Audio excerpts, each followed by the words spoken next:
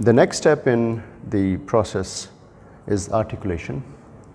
We had discussed about the types of articulators, but now we'll be discussing the process of articulation on a semi-adjustable articulator like this one. Now this is a replica of the Hanau's articulator, but this is also considered as a semi-adjustable articulator. So we'll be going through the process of articulation on this articulator, as this is the one which is being given to all of the students. So before we start with the process of articulation, we must make sure that our occlusal rims have been properly adjusted and finished. Any excess wax has been removed from the inner surfaces and from the outer surfaces. Similarly, we must make sure that our casts are marked with the required anatomical landmarks, such as the retromolar pad, which was marked over here, and the junction of the anterior two-third and the posterior one-third of the retromolar pad. Now this is the area on which the occlusal plane or the height of the posterior occlusal rim is going to come and meet. So this is also going to be the junction of the occlusal rims, where they're going to meet. The upper occlusal rim and the lower occlusal rims will be meeting at this junction. So this is going to be the assumed or the future occlusal plane level. We'll also be marking the respective anatomical landmarks on the maxilla. First of all, we need to mark the incisive papilla. This is in the most anterior aspect of the maxillary arch. Similarly, we need to mark the midline and the mid-palatal raphe. If we notice that there is a small depression over here, and then there is a small bulge over here which comes and join together, we join them together in a straight line. So this is going to be the middle part of the palate, or the mid-palatal area. We extend this line anteriorly, and this is going to mark the position of the midline of the maxillary denture base area. And this midline is going to help us in future in placement of the maxillary central incisors. So keeping in position this line that we have marked, we'll be marking the position of the midline on this maxillary occlusal rim. Remember, since this is just an exercise, and this exercise is being done in the laboratory, so we'll be doing all the process arbitrarily. Otherwise, this step is going to be performed in the patient's mouth intraorally. The midline is marked with the occlusal rim placed inside in the patient's mouth, and then marked midline over there on the patient's face. So keeping in mind the biometric guides which are going to help us in determining the midline, which are the position of the incisive papilla and the mid-palatal raphe.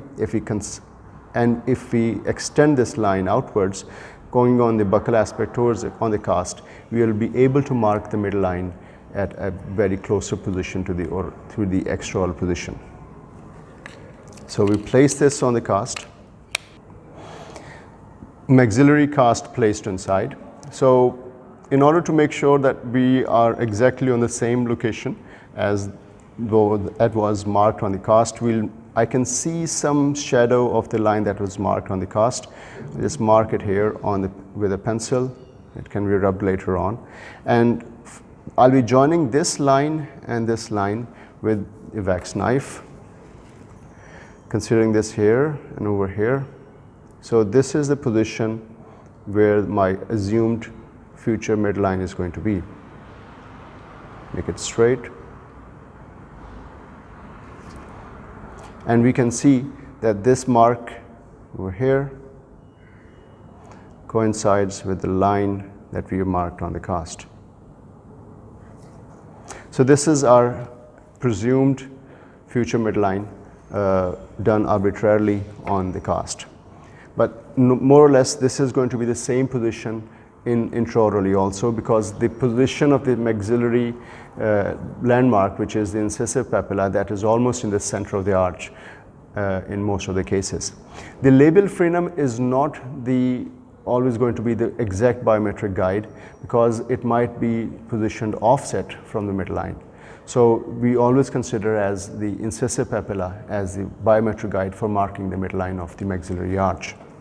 The next step is we'll be placing the mandibular cast also, And our objective is to join the maxillary and the mandibular denture bases and occlusal rims in such a way that this is positioned, since we are going to do the exercise of the maxillary and the mandibular tooth setup on exercise models.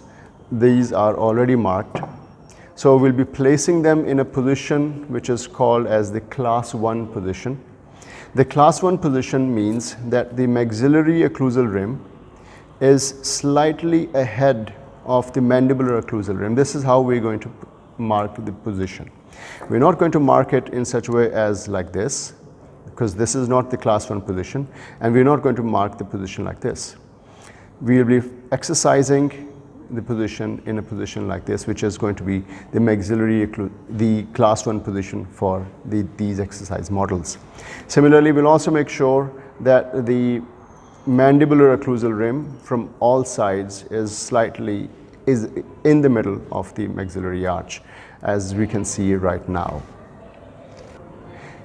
As you can see over here, I've taken off the mandibular cast, and as you can see from here, the mandibular occlusal rim is almost in the middle of the maxillary arch.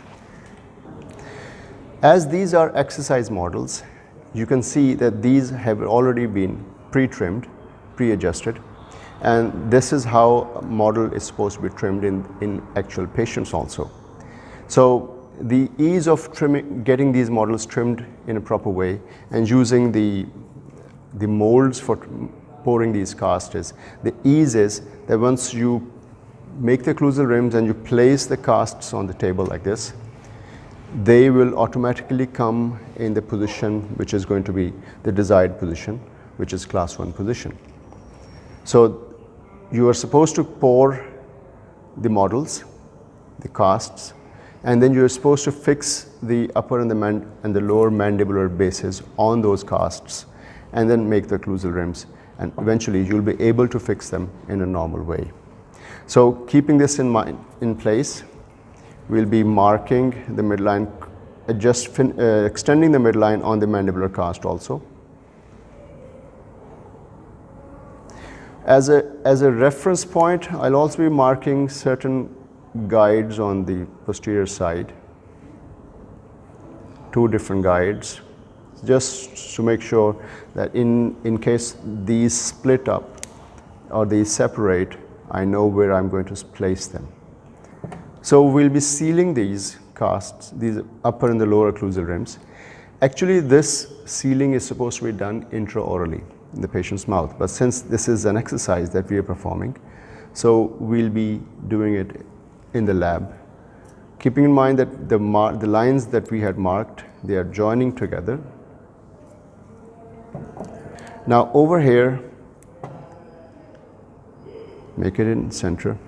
Now I'll be sealing it just with normal sealing process.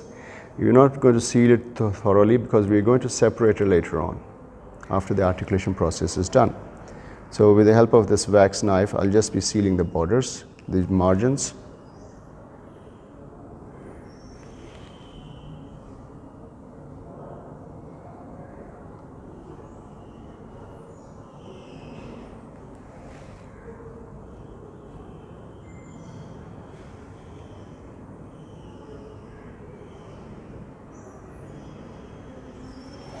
There you go. That's it. This is all about the sealing process. The next step is that we have another material which we're going to use, and that material is called the Plasticine or the Play-Doh. You might be well aware of this. Now, since we are going to use the articulation process in which we are going to use the rubber band. Now this, if you notice on this articulator, there are certain slots pre-made by the manufacturer on the condylar pillars also, as well as on the incisal pin also. Now what are these? These are basically going to help us in determining the level of the occlusal plane on this articulator. Now this, using the rubber band, is a technique, is an old technique in which is called using the bonwill triangle for articulation process. It's not accurate, it's arbitrary, but in complete dentures it helps a lot. But when we are making the articulation to do a setup in balanced occlusion, this is not going to be helpful. We would need to have a face bore transfer for articulation process. But at the moment, we'll be following this exercise of using the bonwill triangle. Now, for stabilizing these upper and lower casts on this articulator, we need to have something which is going to support the mandibular cast, because we'll be articulating the maxillary cast first, and then once the plaster sets for the maxillary cast, we'll be articulating the mandibular cast. We can use plasticine or Play-Doh for this purpose. The benefit of this is that it's reusable. We can use it again and again. The other things that we can use are damp cotton, but we'll be needing a lot of cotton for that purpose. We can also use wet or damp paper sheets, but then we'll be wasting those sheets. So anything that is reusable is always advisable. The other thing is that plasticine is stiff and it can provide us the necessary support, and it will maintain its shape. So that is another benefit of using plasticine. The next step is that you must make sure that the articulator has all the readings set on 0, be it any kind of an articulator. The first step in articulation process is that all the readings are supposed to be on 0, like over here. On the condylar element, there's 0 reading. On the condylar pillars, for the lateral movements, this is also set on 0. Similarly, you must make sure that the incisal pin is set at the flush level with the upper member, and both the upper and the lower members are almost parallel to each other. Before we complete the articulation process, one thing that needs to be cleared is that the articulator, both the upper and the lower member, has these plates which are removable from both the respective members. As you can see in the upper member, in this plate, there is a slot here. This is an anti-rotation slot. And there is a projection on the upper member also, sort of a screw, but this is fixed. So what you need to make sure that when you're placing this plate on the member, this slot needs to come on this area so that it fulfills the anti-rotation effect. Similarly, if you place it this way, you'll be able to make sure that the plate does not move and it's fixed in its position and there is no gap in between.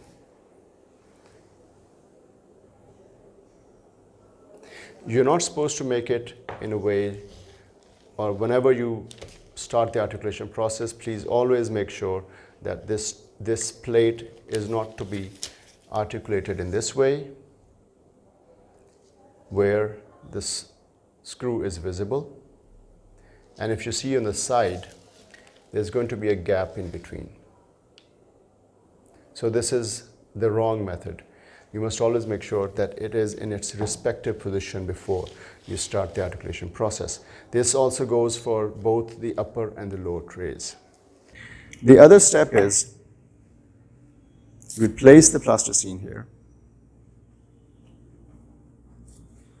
And then I'll be placing this cast on this model, on this articulator, making sure that it's almost in the center. Now, the other point that to be noted is that we will be bringing this rubber band in the front, placing it on these marks which are present. Now, what we need to know is that this rubber band is supposed to be at this occlusal level. So this means that this is slightly high. The level of the occlusal plane is high and the occlusal plane over here is low. So we need to lift this cast slightly up.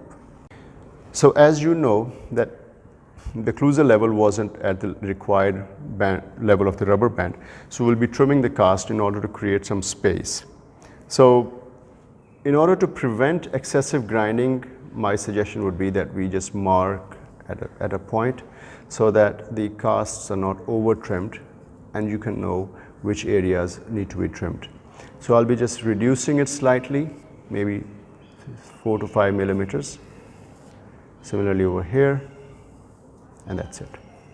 So this is going to be our area where we're going to mark. Now this is not necessary for each step, but in order to create space during articulation, we might need to go for this step, but this is not necessary in every case.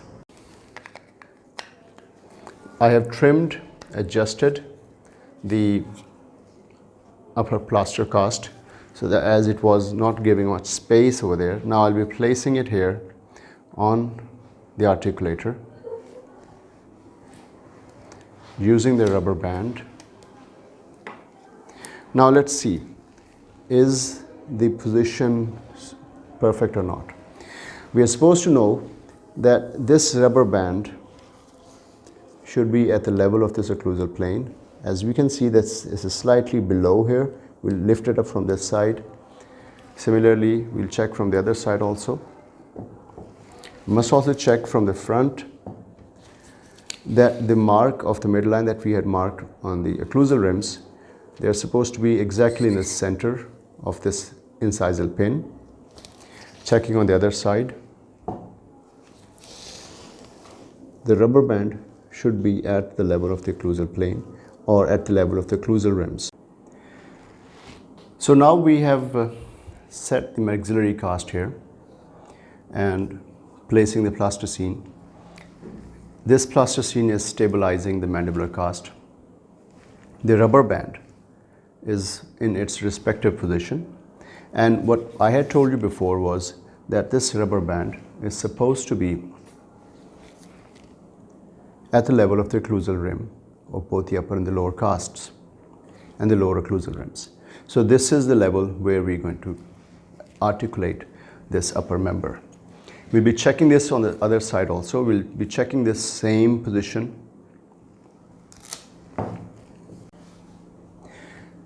In the front, from the front side, we must also make sure that the rubber band is also at the level in the front following the occlusal plane. The midline, which is marked on the occlusal rims, is behind the incisal pin. And similarly, we'll also be checking on both sides also.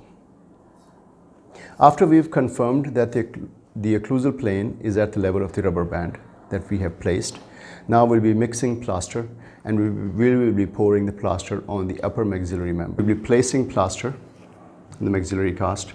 Before placing plaster, make sure that you wet the cast so that there's affinity and binding of the soft plaster with the hard plaster.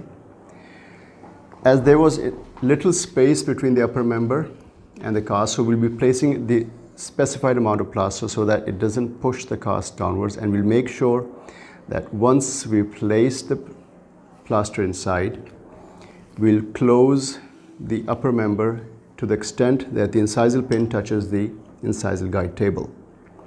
Keep it here for a while, and during this process you start finishing or blending this excess plaster on the cast. Make sure that you're not pushing the plaster on the required areas, which is the occlusal rims. It's just to make the cast look neat, and that's all. Once this plaster has set, then we'll be working on the mandibular cast. After we made sure that the upper plaster has set, we'll open this member up and remove the plasticine that we've added here.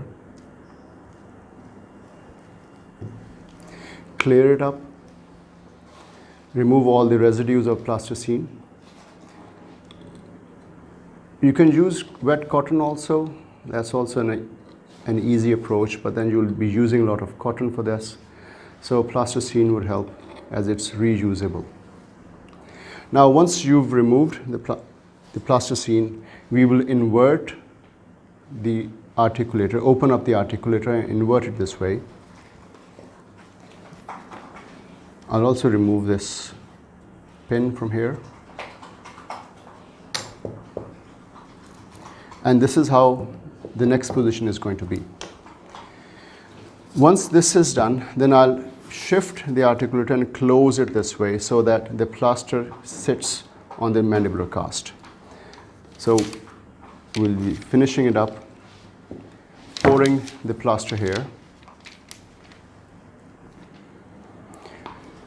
Remember, the consistency of plaster is supposed to be medium consistency, thick, creamy consistency. It shouldn't be too thin, shouldn't be too thick. This is the ideal consistency. It should be thick, creamy consistency. Shouldn't flow on its own, but under pressure.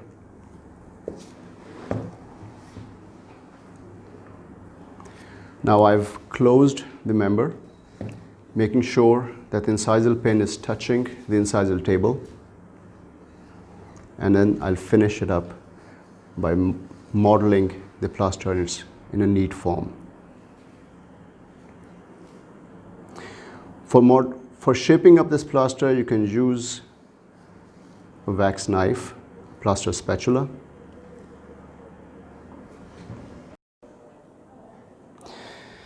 After we've finished the articulation process, we will wait till the plaster sets, and then as a last step, we'll be opening up this occlusal rim which are sealed up, and the method is quite simple. We hold the occlusal rims in our hand and we'll just open it up like this. This way we have completed the process of articulation. You can neat up this plaster as this is still not set yet. You can add a little bit more, make it neat. But the objective is that this plaster is supposed to hold the cast and shouldn't move during the whole articulation process.